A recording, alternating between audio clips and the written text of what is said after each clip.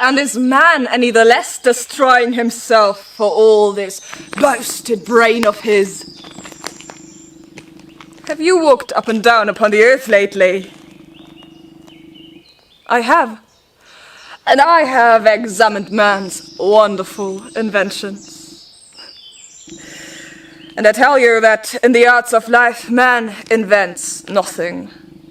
But in the arts of death, he outdoes nature herself and produces by chemistry and machinery all the slaughter of plague, pestilence, and famine. The peasant I tempt today eats and drinks what was eaten and drunk by the peasants of 10,000 years ago. And the house he lives in has not altered as much in 1,000 centuries as the fashion of a lady's bonnet in a score of weeks. But when he goes out to slay, he carries a marvel of mechanism that lets loose at the touch of his finger all the hidden molecular energies and leaves the javelin, the arrow, the blowpipe of his fathers far behind. In the arts of peace, man is a bungler. I have seen his cotton factories and the like with machinery that a greedy dog could have invented if it had wanted money instead of food. I know his clumsy typewriters and bungling locomotives and tedious bicycles. They are toys compared to the Maxim gun, the submarine torpedo boat. There is nothing in man's industrial machinery but his greed and sloth. His heart is in his weapons. This marvelous force of life of which you boast is a force of death.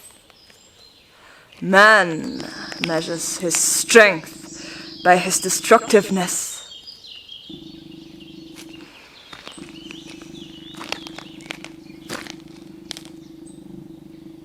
What is his religion? An excuse for hating me. What is his law? An excuse for hanging you. What is his morality? Gentility. An excuse for consuming without producing.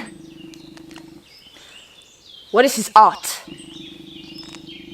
An excuse for gloating over pictures of slaughter. What are his politics? Either the worship of a despot because a despot can kill, or parliamentary cockfighting. I spent an evening lately in a certain celebrated legislature and heard the pot lecturing the kettle for its blackness and ministers answering questions. When I left, I chalked up on the door the old nursery saying, "Ask no questions and you will be told no lies."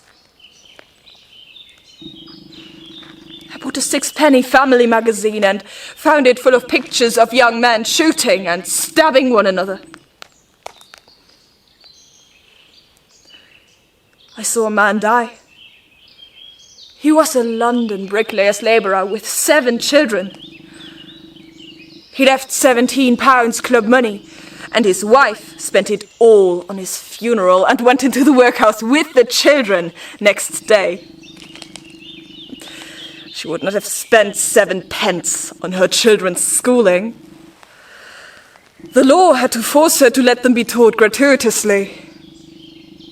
But on death, she spent all she had.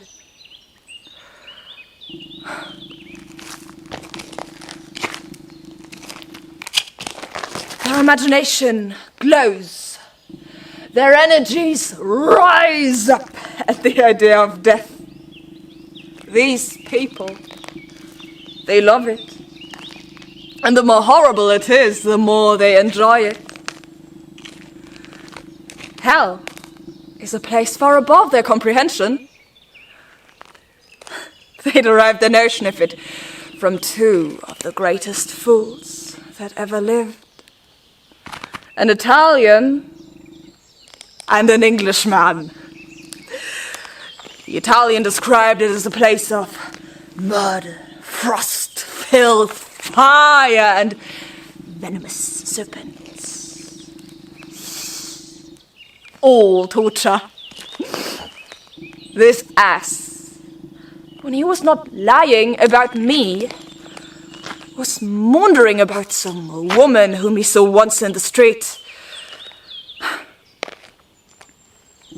The Englishman described me as being expelled from heaven by cannons and gunpowder.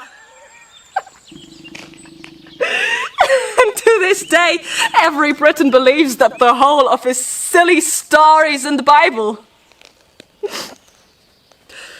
What else he says I do not know, for it is all in a long poem which neither I nor anyone else ever succeeded in wading through. It is the same in everything. The highest form of literature is the tragedy, a play in which everybody is murdered at the end. In the old chronicles you read of earthquakes and pestilences, and are told that these showed the power and majesty of God and the littleness of man. Nowadays, the chronicles describe battles. In a battle, two bodies of men shoot at one another with bullets and explosive shells until one body runs away when the others chase the fugitives on horseback and cut them to pieces as they fly. And this, the chronicle concludes, shows the greatness and majesty of empires and the littleness of the vanquished. Over such battles, the people run about the streets, yelling with delight, and egg their governments on to spend hundreds of millions of money in the slaughter, whilst the strongest ministers dare not spend an extra penny in the pound against the poverty and pestilence through which they themselves daily walk. I could give you 1,000 instances, but they all come to the same thing. The power that governs the earth is not the power of life, but of death. And the inner need that has nerved life to the effort of organizing itself into the human being is not the need for higher life, but for a more efficient engine of destruction. The plague, the famine, the earthquake, the tempest were too spasmodic in their action. The tiger and crocodile were too easily satiated and not cruel enough. Something more constantly, more ruthlessly, more ingeniously destructive was needed. And that something was man. The inventor of the rack, the stake, the gallows, the electric chair, of sword and gun and poison gas.